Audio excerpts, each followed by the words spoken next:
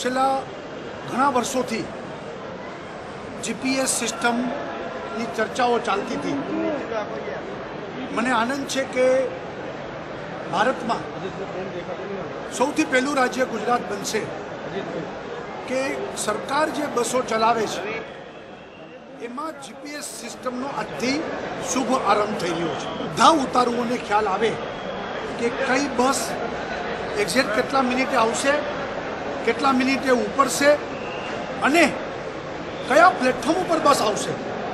આ બધું by voice અને બાય સ્ક્રીન આ બધા લોકો પેસેન્જરોને ખ્યાલ આવશે. એટલે અદ્યતન ટેકનોલોજીનો ઉપયોગ એનો શુભારંભ થયો છે. આજે અમદાવાદના ડેપોમાં ડિવિઝનમાં જેટલી એક્સપ્રેસ બસો છે એમાં આજથી જીપીએસ સિસ્ટમ લાગુ પડી છે. અમારો કંટ્રોલ રૂમ પણ આખો બન્યો છે. ગુજરાતમાં આ સેવાથી એક ભારતભરના તમામ ટ્રાન્સપોર્ટ સર્વિસીસમાં એક નવી મિસાલ બની છે.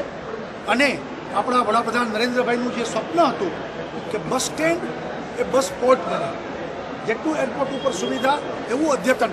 અને આપ ગીતા મંદિરમાં આપ જોઈ શકો છો એ જ વાતાવરણ એ જ એન્વાયરમેન્ટ છે. એપ્રિલ અંત સુધીમાં ગુજરાતની તમામ એક્સપ્રેસ બસો એ હવે જીપીએસમાં લાગુ પડી જશે.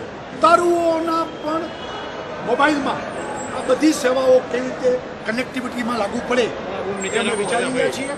અને આપણે લેટેસ્ટમાં લેટેસ્ટ ટેકનોલોજીને લેટેસ્ટમાં લેટેસ્ટ સોફ્ટવેર એને જોડી અને એસટી એક સારામાં સારી સુવિધા, સલામતી વાળું વાહન અને હવે એસટીમાં જ મુસાફરી કરવી એ પ્રકારનો કન્સેપ્ટ એસટી કરીએ છીએ. 2 બસ સ્ટેશન અમે આવતા મહિનામાં કામ પૂરા કરીએ છીએ અને એનું પણ લોકાર્પણ ઝડપથી કરીએ છીએ. બીજા 15 બસ સ્ટેન્ડના ટેન્ડરોની ટૂંક સમયમાં જ જાહેરાત થશે.